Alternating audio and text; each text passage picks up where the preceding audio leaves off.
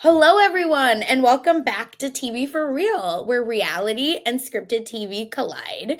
I am Sasha Joseph, and of course, Mike is away. Maybe he was taken by the road, but fear not. Okay, because when the world outside your window is not great, we rely on Jason Reed to come help us talk and take us down the witch's road.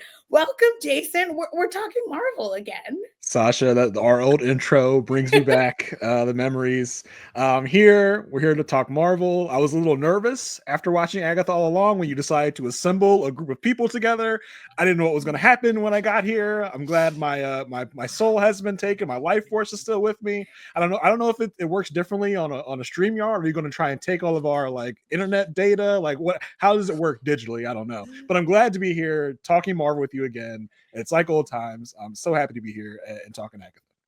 Yes, and listen, we have to finish our coven and we have to bring in the most powerful, okay? So we had to bring in Frannie Marin from Survivor 44 to come talk Agatha All Along. The people have been wanting this, okay? They said, you need to bring in Frannie to talk Agatha. And I said, duh, covered.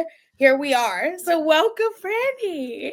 Thank you. Yeah, if you mean the people wanted this, it's me. I wanted this. I definitely just like yelled at Rob about how much I like Agatha All Along, in the hopes of cementing my place in this coven. So I'm so psyched to be here with you two. Period. Yeah, I was like, get in here. Because this is like, I watch so little TV. Like it is really Survivor or bust for me. But yeah, like the WandaVision, Agatha, like, ooh, that is my second baby. And so I'm so excited to be here talking about it today. Yes, we're so happy. And maybe I make a fake promise to not take any of your powers, but we'll see how I feel at the end. Maybe there's a kiss somewhere there.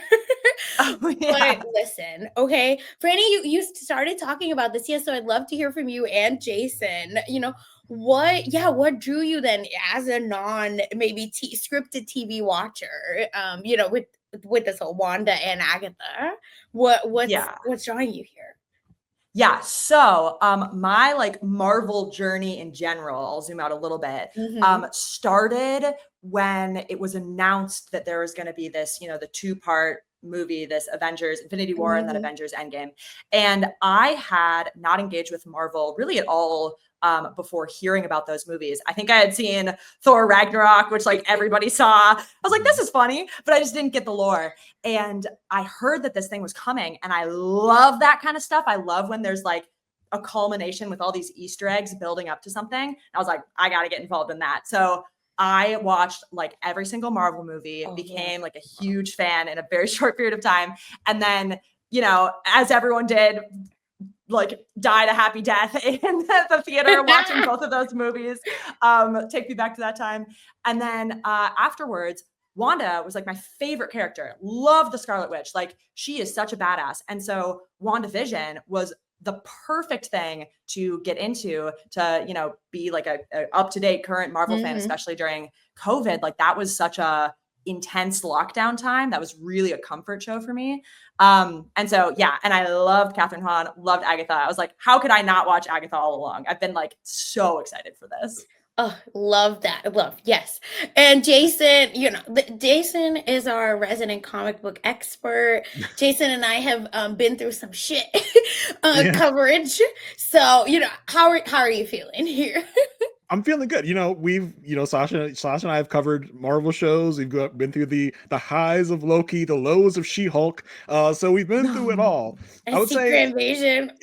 Oh my God. So I blocked that out. Thank you. I'm like Lydia. I blocked it out. Now I remembered that my part of that, my time journey there. And I'm why would you bring that up? Why would you do that? But yeah, so, WandaVision, I loved. It was never my top show, but I really enjoyed it. Agatha, I think, was a great successor, and in a lot of ways, for me, is better than WandaVision. We'll talk about it. We'll get into it. But yeah, so I'm happy that we're here talking about this show because it was really a great surprise for me, I would say, because I had talked to Grace back when Wolverine and Deadpool came out about Wolverine and Deadpool about how like Marvel's biggest villain right now is expectation. right? So it's like there's so many people are expecting many things, and That is the big bad, yes. and they don't deliver Yeah. on what we Yeah. as fans, stunt cast and want. But I think the expectation for Agatha was kind of low because it's like, okay, Agatha was a great character 2 years ago in WandaVision.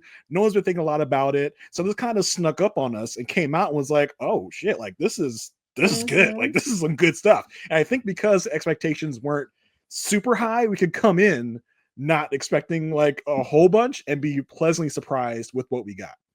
Yeah, same for me, Jason, where I was like, oh, here we go again. What, me mid nonsense are they gonna give me that I'm gonna have to lap up because I'm a Marvel girly? So here I'm back. And then I started watching. And to me, even from the start of episode 1, I said, oh, this just feels different. And maybe, Frannie, you're right. Like, it's this WandaVision, like a universe that we need to live in because that's where it feels good. Everything else doesn't. And is Marvel just doing magic well? Is that what it is? Harry Potter, who? And is that Well, where we're moving? I mean, people that watch Doctor Strange, the second Doctor Strange, might have some words with you, but I don't know. I don't This magic, they believe. did fantastic, but we'll talk about Doctor Strange Mom maybe another time. But We're just gonna here they did. act like things don't exist here, and that's it. Okay, thank you. But yeah, and I also was like, I'm still gonna watch it because it feels exciting. I loved WandaVision, not my number one. Obviously, Miss Marvel was my number one. And I'm still gonna enjoy it, but whatever. Let's see. And then I started watching, and then I said, this is going to be amazing.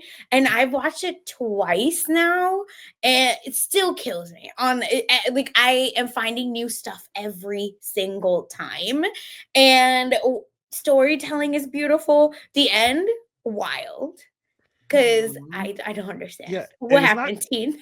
It's not every show that can introduce you to 3 or 4 brand new characters, and you really care about each of these characters by the end of their journey here. And Sasha, you said to rewatch it. I rewatched it too. I don't know about you, Frannie, but the rewatchability of this is it begs you to rewatch it at the end of episode 8 and 9. So it's like I have to rewatch to see all the little moments that I missed, knowing now the truth. So in those ways, the series like hits it out of the park with both character, emotion, and it's a Marvel show, but it's not until episode 8 do we get into the big like lights action. Like it's like Kevin Feige stepped in after episode 7. He's like, okay, but where's all the lights? Where's all the action? Where's the pew pew and the boom boom? Yeah, they're like, fine, we'll give you some in episode 8. Like, take it and just be gone. Let us tell our great story. Here's a little light show. But most of it was just these fantastic stories about journey and about emotion and about like who these characters are at their core and what they're looking for and why. So for those reasons, like the show really like does a number of things very, very well.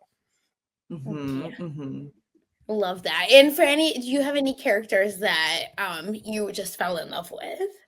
Yeah, I mean, obviously, I loved Lilia. I felt like that was her episode was like the strongest one. And exactly what you were just saying, Jason, like incredible that they were able to give us so much buy-in in such a short time to this character. Like, I thought every moment with her was so strong. It was so fun, the process of trying to put together all of her outbursts throughout the show and then have them like so clearly laid out and like all just slot perfectly together.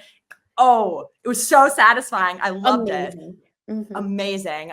Yeah, honestly, I mean, like every character. I also loved Rio. Like, I thought Aubrey Plaza did such a good job. Especially like I think the first episode felt really different from the rest of the series. Like, it does feel really separate. But thinking back to that one, like her role and like her relationship with Agatha is so interesting there. Like, I love the way that she's introduced. I really, really hope that we get to see more of her as Death. I think that she's like so exciting. The moment I was like, I just absolutely lost my shit in the moment. I think it was a second to last episode where she like punches through the backdrop. So good. Whoa, I could not believe my eyes. I loved that. It was so good. And like, she's very like she's a little like irreverent or something. Like, even the way she just like skips down the road at the beginning, or she like, I love when the Coven is first introduced to Rio, and she does the thing with her voice where she's like, I'm like a Green Witch, the Green Witch. Like Yeah. it felt like this meta joke where, like, that Aubrey Plaza is quirky. She's not a traditional like Marvel casting choice, and she just like really made it her own, which I loved. Yeah. And you really have to get the casting right to really pull off those dramatic changes in character that Aubrey's able to pull off. And you mentioned that practical stunt where they strip down the scenery in the back, where it's like, oh my god, that was such a great practical effect. And it felt really great that this show was mostly practical. Of course there's some CGI stuff in there, but it felt mostly practical, where Sasha, you and I talked She-Hulk, which was like all CGI and not a lot of it done well. And to see this show pull off what it did with seemingly mostly practical effects, especially with that slash in the background, I was like, oh my god, that was fantastic. It's such a great use of scenery and such a great use of set design that it really just it blew my mind when I saw. I was like, oh my god, that's for real. That happened for real. Yes. Well, and like it feels really refreshing compared to like, especially, and I'm thinking like Multiverse of Madness too, like so much of the like magic and power in Marvel has gotten so CGI that you like I feel like it loses its impact when every character's power just feels like they like pew light at someone else, and like we totally got some of that, but I feel like like we said, like Kevin Feige just came in and said like, okay, we need to throw this in. Like that was so clearly not the strength of the show. And it was refreshing. Like it really felt like something new. I also, with that, really enjoyed their choice to, have this kind of classic Marvel fight scene in the penultimate episode. Because I loved WandaVision so much, but I found the last episode of WandaVision like a little disappointing. You know what I mean? Like I loved all of the hex and like all of the Easter eggs of the different eras, and I loved going back and forth between like the hex and reality. But at the end, when it's just like we're flying and we're shooting, light, it felt like it cheapened the rest of the show for me. So I loved that you have that moment, you get the classic Marvel, but then the real end is this emotional journey with Agatha and her son. Like that was so much more satisfying. Yeah, I just love this word satisfying, because that's what I felt watching the whole thing. You're right that 8 and 9, 8 felt like the show, and then 9 felt like the Marvel piece of it. And they were still able to just do such good character building. And why did I care about people that I feel like it was revealed to us pretty like maybe mid-season, right? That like only X amount of witches are gonna make it out or whatever. And even then, I still cared about people I met, right? Like episode 1, poor Kitty Foreman just going down. I shouldn't name. Okay, yeah, Sharon Davis. I know what her name is, but it's just the fact that Miss Sharon Davis or Mrs. Hart, aka Kitty Foreman, goes so quickly, and you still wanted her to be there, and you still wanted her to come back instead of when Rio shows up. To me, that just shows the strength of character, the strength of storytelling, and how satisfying every little trial felt. Like I was like, make this into the escape rooms immediately. And well, I was worried. I was worried that the escape room bit or gag or whatever would get old, because I was like, okay, we're just gonna do escape rooms every episode. But they managed. I've had PTSD from Marvel. But they were able to keep it fresh and keep it lively every time with kind of really switching things up. And they didn't, I'm glad they didn't do, like 7 or 8 straight escape rooms, all in a row. They really broke it up and gave us, they gave us Billy's origin story in between all that. So it didn't feel like there was this like bookend of like, okay, we have an intro, we got a bunch of fun escape rooms, and then our finale. So it really was great. They broke it up. And even when they did the escape room bit, it was different every time. It was a different goal to accomplish. And it really kind of helped to tell a story about each different character. Like Alice's escape room story journey was great because we got to see how kind of her feelings, we got to see her resolve some things by the end of it. So it was really fantastic, especially with Lilia's episode 7 Oof. thing was just like fantastic. Like I agree with Frannie, like probably the best episode of the show was that one. So it was great that we could use this mechanism of escape rooms, but we're also going to use it effectively to tell a story. Yeah, and that was never like it never felt like that was the point of the escape room, is like the answer to the whatever they're trying to solve. It was like a means to an end of telling a story about the character, exactly like you said, which is what makes the real impact. Yeah, I will say though, I wish we had seen more of Jen. I feel like Jen got a little bit shafted narratively. So underrated. Like, she's the only one who makes it out alive, but like I loved her and I wanted to see so much more of her story. So I don't know. I'm like really optimistic that she can have another like moment or cameo or something down the line in Marvel. It's tough for me to really pinpoint the standout between a Jen, Alice, and Lilia because they were all this fantastic and they're these brand new characters. And you know, Sashir Zameda, who I'd only known from Saturday Night Live, she came in here and killed this, like murdered it with all of her, like she was a lot of the comedic relief throughout the show, which is really fun. But and the way that her we didn't get enough of her story, like there was a lot of her story hinted at, we didn't get enough of it, and the fact that she escapes at the end, you know, we've talked Marvel a lot and about unfulfilled promises, unfulfilled stories, and more what we want to see. We can talk about the end journey and where and if we'll see that. But I just hope somewhere down the line we see Jen again. I feel like even coming out of Agatha All Along, one of my criticisms is that we have so much story that's out there that we didn't get through these 9 episodes. I hope Marvel can, you know, pick up those stories at some point down the line and fill us in.